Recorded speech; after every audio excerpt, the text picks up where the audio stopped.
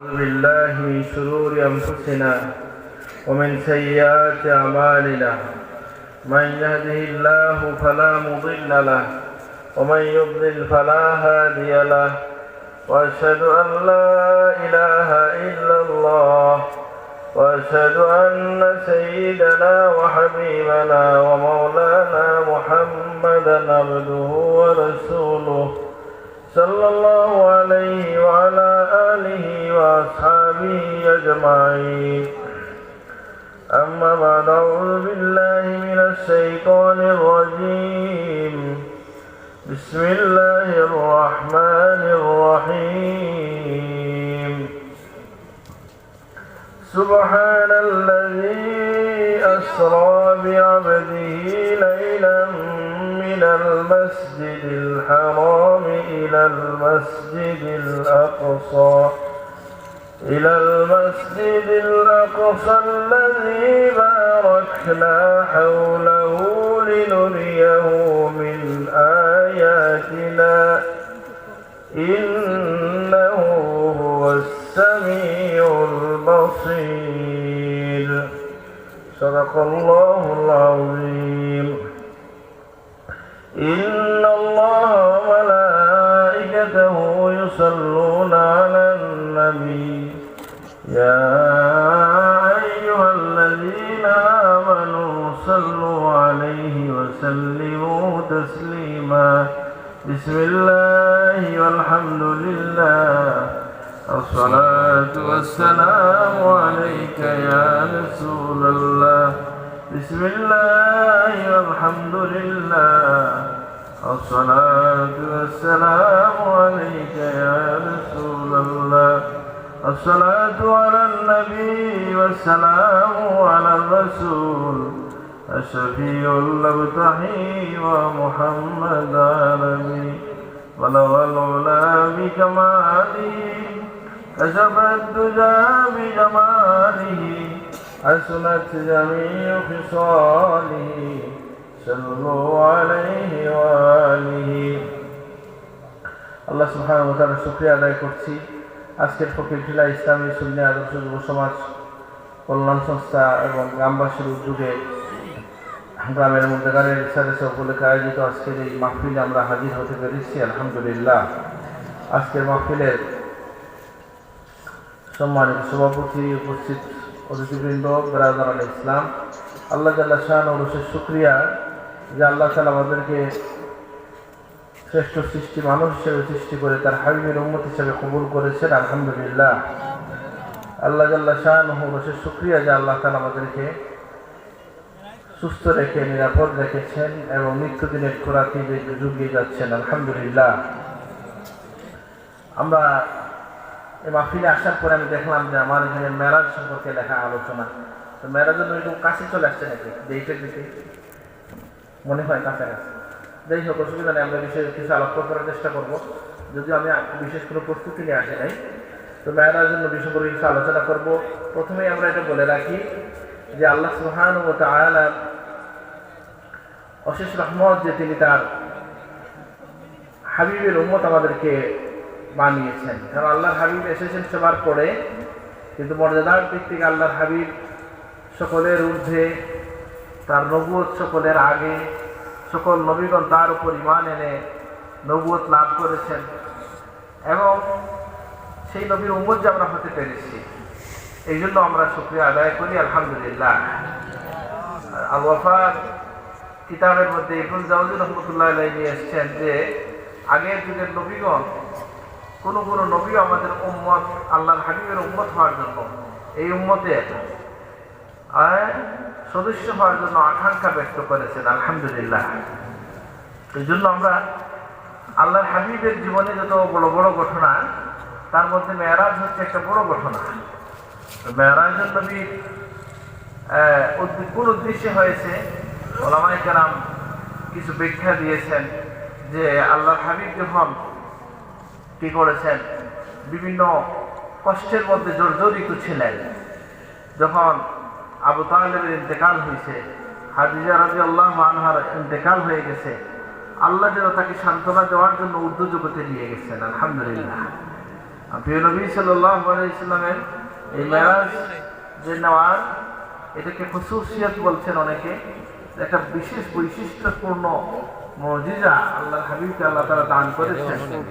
আর আমাদের এর মধ্য দিয়ে আল্লাহ তাআলা তার হাবিবকে যে অনেক কাজ করিয়ে নিয়েছেন। কোরআন কারিমে আল্লাহ কি বলছেন? সুবহানাল্লাযী আসরা বিআবদিহি লাইলা, যে সেই রবের সেই সত্তার পবিত্রতা বর্ণনা করছি। আল্লাযী আসরা বিআবদিহি লাইলান, যে রাত্রির কিছু সময়ের মধ্যে যিনি কি করেছেন? ভ্রমণ করেছেন, যিনি ভ্রমণ করিয়েছেন তার বান্দাকে দিয়ে, মানে কে? নবীজিকে দিয়ে। মিনাল মসজিদিল হারাম ইলাল মসজিদিল আকসা, মসজিদে হারাম হতে মসজিদে আকসা পর্যন্ত। আল্লাহ এটা যে একটা বড় ঘটনা, এই জন্য আল্লাহ তাআলা এটাকে সুবহান শব্দের দ্বারা এটা আলোচনা শুরু করেছেন। এটা একটা বিস্ময়কর বিষয়। আমরা যখন আশ্চর্য হই তখন কি বলি? সুবহানাল্লাহ বলি। আল্লাহ সুবহানাহু ওয়া তাআলা আনন্দের সংবাদ যদি শুনি আমরা সুবহানাল্লাহ বলি, ফজিলতের কোনো কথা শুনলে সুবহানাল্লাহ বলি। সেমনিভাবে আল্লাহ তাআলা এই তার পবিত্রতা বর্ণনার মধ্য দিয়ে এই ঘটনার সূচনা করেছেন, যে সেই সত্তার পবিত্রতা তার বান্দাকে দিয়ে রাত্রি কিছু সময়ের মধ্যে, এবং দূরত্ব বলা হচ্ছে 1 মাসের ঊর্ধ্বের পথ, তিনি কিছু সময়ের মধ্যে তাকে যে ভ্রমণ করিয়েছেন। উদ্দেশ্য হচ্ছে কি?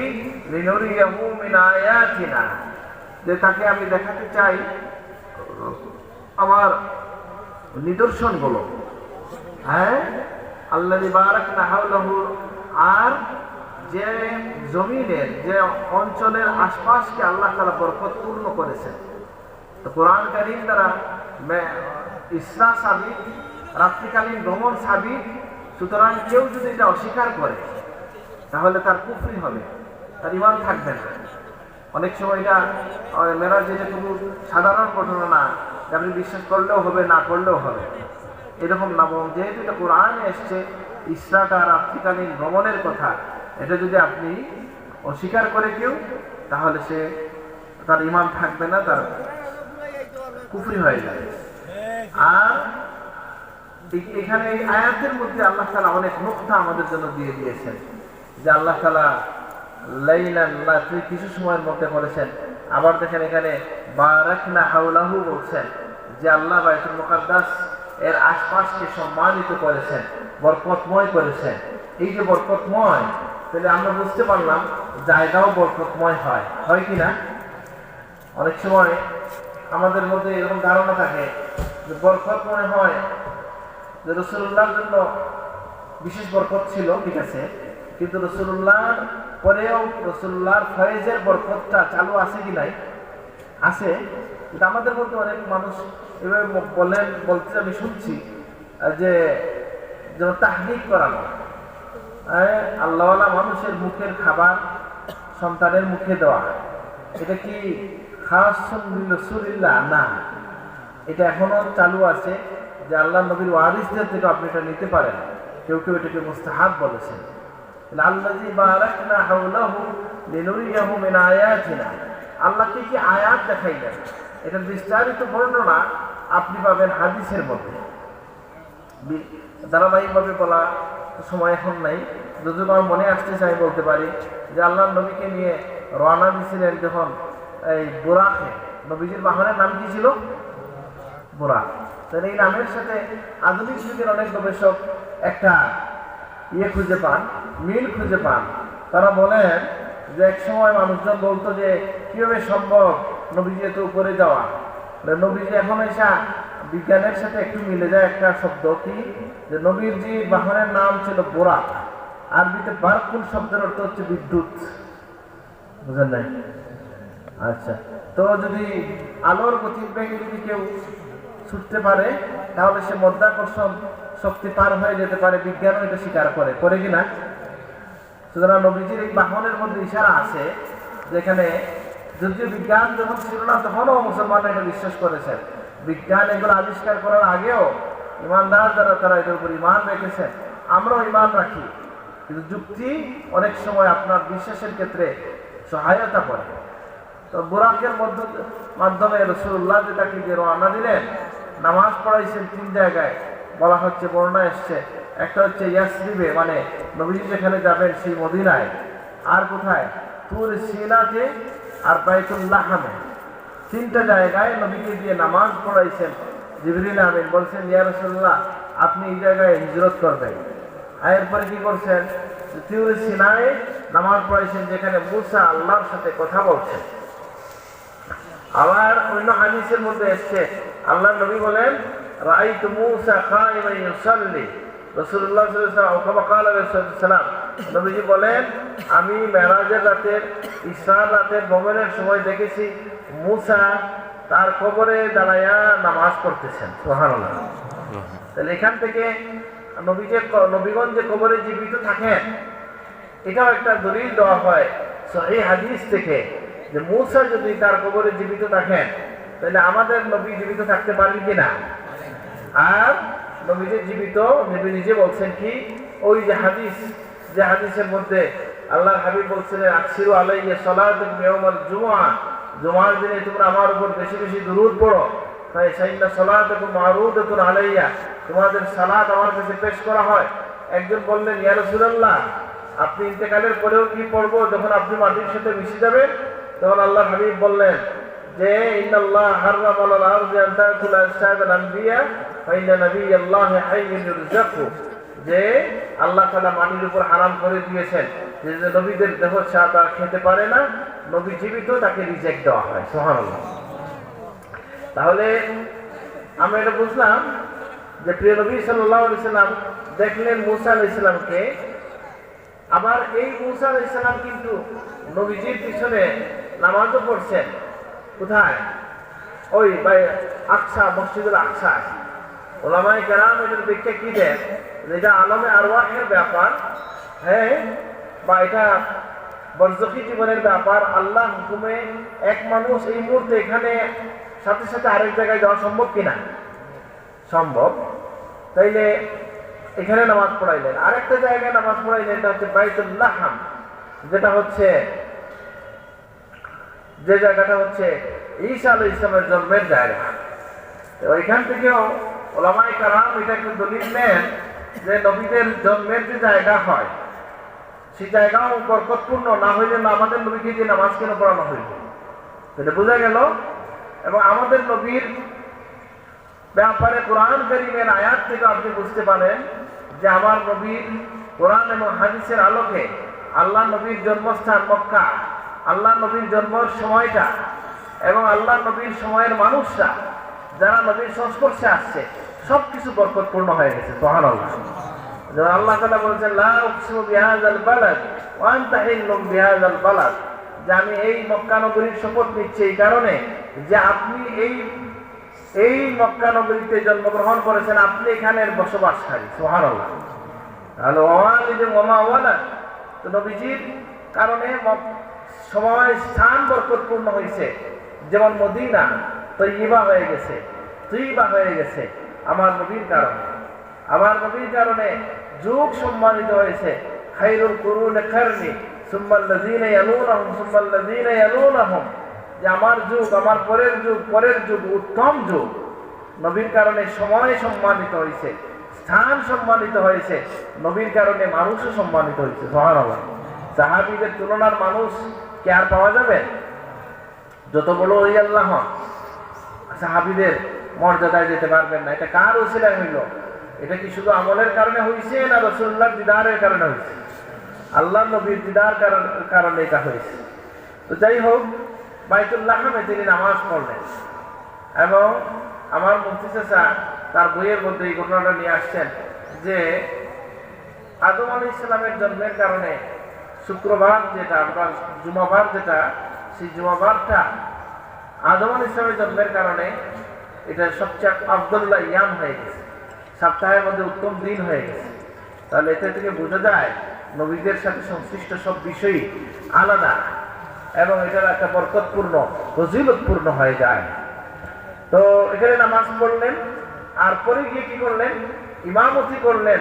আল্লাহ নবী মসজিদে বাইতুল মুকাদ্দাসে গেলেন, গিয়ে দেখলেন যে সকল নবীগণ এখানে উপস্থিত, ইমামের জায়গা খালি, জিবরিল আমিন আমার নবীর হাত মুবারকে ধরে ইমামের জায়গায় পৌঁছে দিলেন। সুবহানাল্লাহ। এই জন্য তিনি যদি ইমামুল আম্বিয়া, যদি এই জায়গায় ইমামতি নাও করতেন, তারপরেও তিনি ইমামুল আম্বিয়া, সকল নবী ও আম্বিয়া, সকল নবীদের নবী, সাইয়্যিদুল মুরসালিন, সকল রাসূলদের সর্দার। এই জন্য উলামায়ে কেরাম এটার একটা ব্যাখ্যা লিখেছেন যে কেন এই লাইনটি বন্ধ করে যাবে চোখে ধরে। আমি আরো তো 20 মিনিটের মধ্যে শেষ করবো ইনশাআল্লাহ। তো যেটা বলছিলাম, উলামায়ে কেরাম এটার একটা ব্যাখ্যা দিয়েছেন যে নবীগণ সেই আলমে আরওয়াহ থেকে, যে নবীর নূর থেকে তারা ঈমান আনছেন, যে নবীর কথা শুনে তারা খবর তারা বহন করছেন, যে নবীর কথা মানুষকে বলে বলে আসছেন, সেই নবীকে তো তারা সশরীরে দেখেন নাই। সুযোগ থাকলে করে না, কেন না হইলে লাইট খুলিলে হইব। তো যে নবী যুগ যুগ থেকে তারা নবীগণ আমার নবীর খবর পৌঁছে দিচ্ছেন, তার প্রশংসার কথা বলছেন, গুণের কথা বলছেন, আগমনের কথা বলছেন, সেই নবীকে তারা সশরীরে দেখেন নাই। আল্লাহ তাআলা সেই নবীকে কি করেছেন যে জি খুলে ফেলেন সাল্লাল্লাহু আলাইহি এখানে উঠেছেন মাওলানা মুহাম্মদ ওয়া আলা আলিহি ওয়া আসহাবিহি ওয়া সাল্লাম সাল্লাল্লাহু আলা সাইয়্যিদিনা ওয়া মাওলানা মুহাম্মদ ওয়া আলা আলিহি ওয়া আসহাবিহি ওয়া সাল্লাম বালাগাল উলা বিকামালিহি কাশাফাত দুজা বিজামালিহি হাসনাত জামিউ ফিসালিহি সাল্লাল্লাহু আলাইহি ওয়া আলিহি। তো যাই হোক, যেটা বলছিলাম, অল্প সময় কথা বলবো, যেটা তাড়াতাড়ি বলছি, যে প্রিয় নবী সাল্লাল্লাহু আলাইহি সাল্লামকে দিয়ে মসজিদুল আকসাতে নামাজ পড়ানোর একটা হিকমত এটাও বলা হয় যে নবীর কথা শুনে আসছেন, তারা বলছেন সশরীরে নবীকে দেখার সৌভাগ্য সকল নবী আমার নবীর সাথে সাক্ষাতের সুযোগ পেয়ে গেলেন। সুবহানাল্লাহ। আর আমাদের নবীকে এই এখানকার বিষয় নিয়েও ইতিহাসে একটা ঘটনা পাওয়া যায় যে নবীজি যখন দাওয়াত পাঠাইছিলেন, তাকে বাদশাহ রুমের বাদশার কাছে যে ইসলাম কবুল করো, আসলিম তুসলাম, ইসলাম কবুল করো শান্তি থাকবে, সেই বাদশাহ নাকি বলছিল যে এই নবী যে একজনকে কথা বলতেছেন, আরব থেকে কোনো বণিক আসছে কিনা তোমরা দেখো, তাদেরকে আমার সামনে নিয়ে আস। নবীজির দূত গেছেন, আর ওই তারা বাজারে পাঠাইছেন, মার্কেটে পাঠাইছেন যে আরব থেকে কোনো বণিক দল আসলে এদেরকে নিয়ে আসেন, যিনি নিজেকে নবী দাবি করতেছেন তার ব্যাপারে আমরা একটু শুনি, জানি তো কি ব্যাপার। তো দুর্ভাগ্যক্রমে এই সময় আবু সুফিয়ান হাজির, নবীর সবচেয়ে বড় দুশমন ছিলেন যিনি। তো আবু সুফিয়ানকে নিয়ে বাদশার সামনে নেওয়া হয়েছে, বাদশা তাকে বসাইছেন সকলের সামনে, আর তার অনুসারী যারা এদেরকে পিছনে বসাইছেন, তার সাথে যারা বলছেন আমি তোমাদেরকে প্রশ্ন করবো, তোমাকে তুমি সঠিক বেটি কিটা বলবা। একটা একটা করে প্রশ্ন করতে শুরু করছেন যে তোমার এই নবী কি কোনোদিন মিথ্যা বলছেন? উনি বলছেন না। ওনার বংশ কেমন? খুবই উত্তম বংশ। ওনার অবস্থা কেমন? উনি দারিদ্র পীড়িত মানুষ, অথবা ওনার সাথে কারা যায়, ধনীরা যায় না গরিবরা যায়? ওনার সাথে গরিবরাই বেশি যায়। এগুলা শুনে তখন এই বাদশার মধ্যে বামান্তর আসছিল, যদিও সে ইসলাম কবুল করে নাই। শুধু যখন তিনি বলছেন, এবং আবু সুফিয়ান ওই সময় এই কথাটা বলছিলেন, আমার জীবনে মিথ্যা বলার খুব মন চাইছিল এই দিনে, কিন্তু আমার পিছনে যে আমার লোকজনকে রাখছে আর বাচ্চা আমার সামনে নিয়ে জিজ্ঞাসা করছে, এখন যদি আমি মিথ্যা বলি ওদের চেহারা দেখলে সে পড়ে ফেলতে পারবে, এই জন্য আমি আর মিথ্যা বলি নাই। নবীর ব্যাপারে মিথ্যা বলার মন চাইছিল আমার, মিথ্যা তো বলতে পারে না সে। তো সেখানে জিজ্ঞেস করছে যে উনি কি কোনোদিন মিথ্যা বলছেন? সে বলছে না, মিথ্যা বলেন নাই, তবে একটা ঘটনা উনি দাবি করেন, আপনি একটু যাচাই করে দেখেন তো, আপনার বুদ্ধি দিয়ে বুঝেন তো সত্য না মিথ্যা। বলে কি বলেন? বলে উনি বলেন 1 মাসের দূরত্বের পর মক্কা থেকে বাইতুল মুকাদ্দাস উনি রাতের কিছু সময়ের মধ্যে ভ্রমণ করে চলে আসছেন, তিনি কতটুকু সত্যবাদী আপনি বুঝে নেন। এখন সে একটা কৌশল করছে নাকি? কৌশলের কারণে কি হলো, যে বাদশাকে বাতাস করছিল বা তার সভাসদ হিসেবে হাজির ছিল একজন, বলল এই রাইতের ঘটনা তো আমি জানি। উনি বললেন, বাদশা বলেন, হ্যাঁ তুমি কিভাবে জানো এটা, কিভাবে জানবা? বলে হ্যাঁ, একদিন বাইতুল মুকাদ্দাসে আমি আপনার এখানে যোগ দেওয়ার আগে, আপনার সভাসদে বা আপনার দরবারে যোগ দেওয়ার আগে আমি বাইতুল মুকাদ্দাসের মসজিদের খাদেম ছিলাম। এক রাতে কোনো কারণ ছাড়া মসজিদের দরজাটা লাগানো যায় না, আমরা ছোটখাটো মিস্ত্রি আনলাম, তারাও এসে দরজার মধ্যে কোনো সমস্যা পায় না, বুঝলেন? তো এটা বললো, আর বললো যেটা কালকে বড় মিস্ত্রি আইনে দেখাইতে হবে, কোনো সমস্যা নাই, কেন লাগতেছে না এটা তো বুঝে যায় না, বলে কালকের জন্য দেখে দেন খোলা। প্রধান খাদিম বললেন যে কিছু করার নাই, খোলা থাকবে, কিছু করার নাই। পরের দিন আসার পরে আমরা দেখি যে দরজা ঠিকই লাগে এবং খুলে। আর কি বাইরে দেখা গেল যে দুনিয়ার কোনো প্রাণীর সাথে মিলে না এমন একটা প্রাণীর পায়ের চিহ্ন আছে। সুবহানাল্লাহ, সাক্ষী পাওয়া গেল কিনা? এইভাবে আল্লাহ বিভিন্ন নিদর্শন দেখে যান। আরেকটা ঘটনা, এই কাফেররা যখন আল্লাহর হাবিবের সামনে এসে এই ঘটনার সত্যতা যাচাইয়ের জন্য অনেক প্রশ্ন করছে, আল্লাহর নবী তাদেরকে অনেক নিদর্শন বলছেন।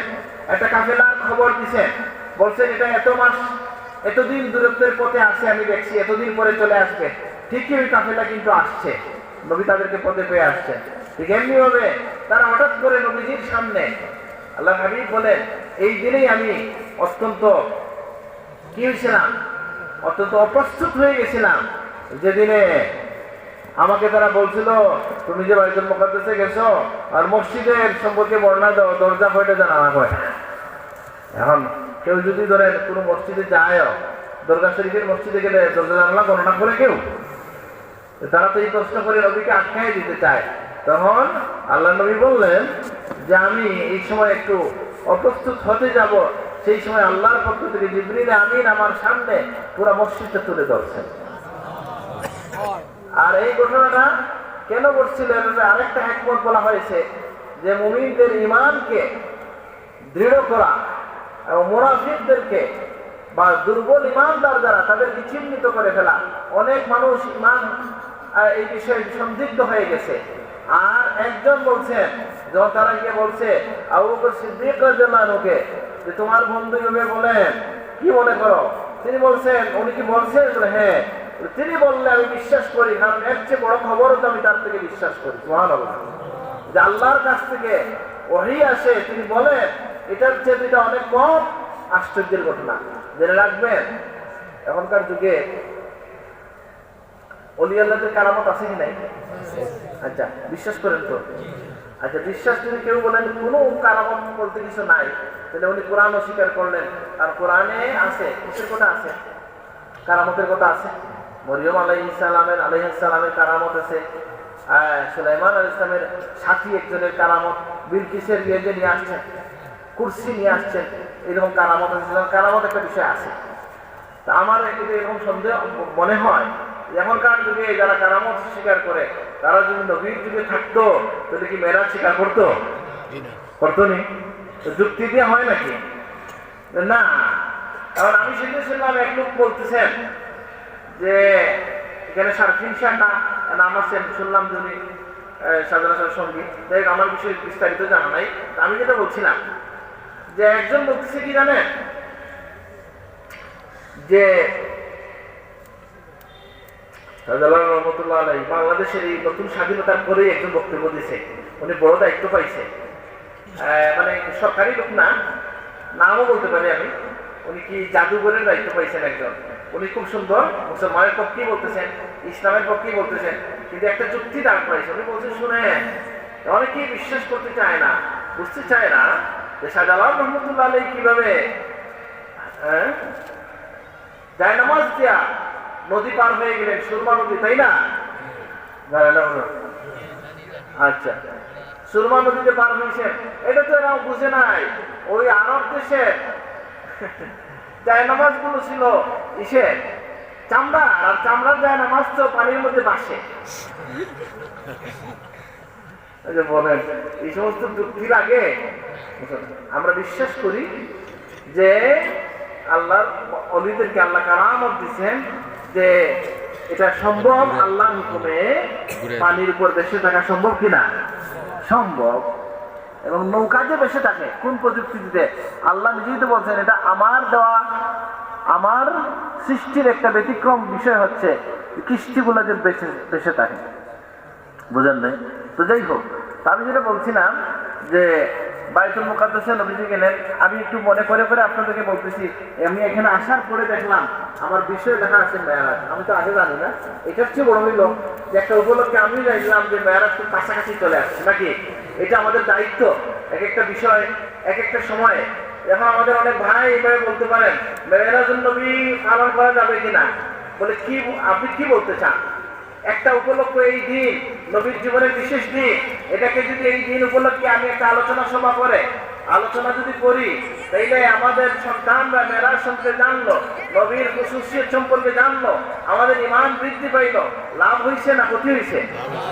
দরকার না বেদরকারি কাজ? আর যেখানেই মুমিনরা একত্রিত হয় সেখানে তো আল্লাহর রহমত নাজিল হয়, ফেরেশতারা বেষ্টন করেন। বলে তাহলে শিরনি কেন করেন? বলে মুসলমানদেরকে খাওয়ানো তো একটা সবের কাজ নাকি। আর শিরনির দিকেও করতে না পারেন, না করলেন। কিন্তু এই বিষয়ে আলোচনা করতে তো বরং ইসলামের তাকাজা এটা যে আমরা এই বিষয়গুলোকে, দিনগুলোকে আল্লাহ দিনগুলোকে তাদেরকে স্মরণ করায় দেয়। কোরআনের নির্দেশ, নবীর উপরে নির্দেশ যে তাদেরকে কি করে দেন? আল্লাহর দিনগুলোর কথা স্মরণ করায় দেন। সুতরাং আমরা এই বিশেষ দিনগুলোর কথা আলোচনা করব, আমাদের জন্য শিক্ষা আছে।